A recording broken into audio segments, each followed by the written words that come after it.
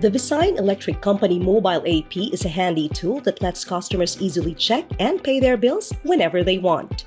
The mobile app is available for download on both iOS and Android devices. Upon registration, the app offers a convenient single sign-on feature, allowing users to access their account without the need to repeatedly enter their login credentials. To start using the app, the user needs to agree to the terms and conditions. Once read and accepted, the user can proceed to the next step.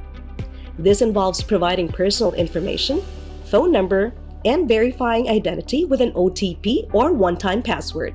Provide the 11-digit account number. Verification options include phone number or bill data.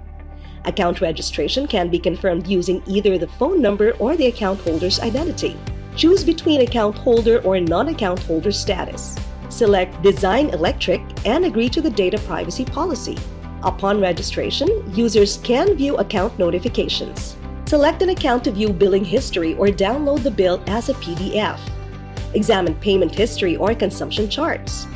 The app will notify users with red bill accounts to avoid service disconnection by making timely payments. Users can also make online payments through our partner payment channels, banks, or e-wallets.